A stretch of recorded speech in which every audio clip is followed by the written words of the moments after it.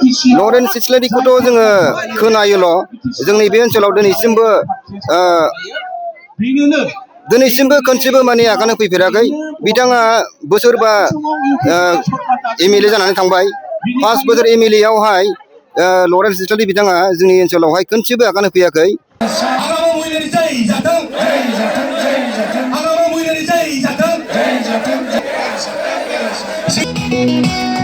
Gadunya si Menjen, Abuja si Menjen, Black Tiger si Menjen, Fast Halap Building ni Kusha Dhalai Huna. BPF long live, Sule Mohelari Zindabad.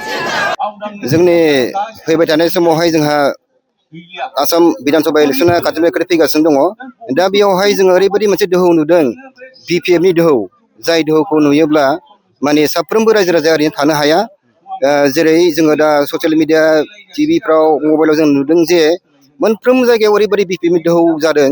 दा थिग बे रोखोमैनो नैबे जोंनि ब्रह्मपारा बाथाबारि प्राइमारिनि सिङावहायबो साफ्रोमबो माने इउपिपिएलनि मददगिरिफ्रा दिनै लोब लोब ओंखारबोदों। दा जोंहा दिनै नैबे मिटिंनि गेजेरावहायबो खमैनो 200 जनसो इउपिपिएलनि मददगिरिफ्रा जोंजों दिनै जइन जागोन। बे हिसाबैनो जों बुंनो हायो फैबाय थानाय इलेक्शनावहाय जेरैखि जाया माने जोंनि बिपिएफनि बिजाथि सेउलि महिलारि मेदामानो जेरैखि जाया देरहागोनखौ जों बुंनो हायो। दा जोंनि ओनसोलाव जोङो नुनो मोनदों इउपिपिएलनि जायफोर माने मददगिरि बिसोरथ' फैजोबखाबायानो। दा बेवहाय कयेकजन थाबोबावनाय दङ। बिसोर जाहैबाय साफा सानै बिबानगिरिफोर, जेरै बिसिडिसिनि बिबान गोनां, प्राइमारिनि, इउथनि, पेरेन्टनि, वमेननि बिबान गोनां साफा सानैल' थाबोनाय जाहैबाय।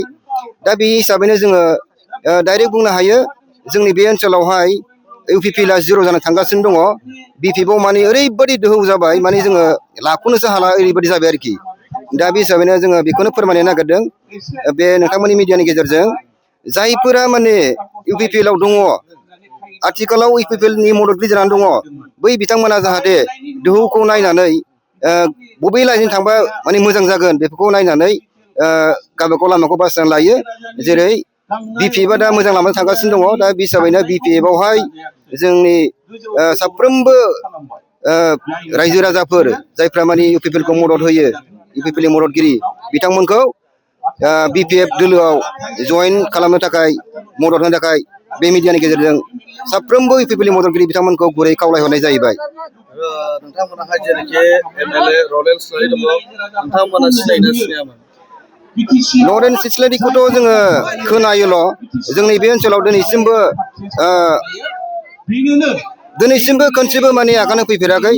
बिथाङा बोसोरबा एमएलए जानानै थांबाय। 5 बोसोर एमएलए आवहाय लरेन्स सिस्लारि बिथाङा जोंनि ओनसोलावहाय खनसेबो आगान होफैयाखै। बेखौहाय नामावल' खोनायो लरेन्स दङ होननानै, खिन्थु जोंनि साफ्रोमबो रायजो राजाया दिनैसिमबो नुफेरनाय जायाखै। लरेन्स सिस्लारिया माबायदि बेखौ नुफेरनाय जायाखै। बे हिसाबैनो जोंनि बे ओनसोलनिफ्राय लरेन्स सिस्लारिनि भटआ जिर' जानो थांगासिनो दं, जिर' जागोन बेखौ जों रोखा बुंनो हायो।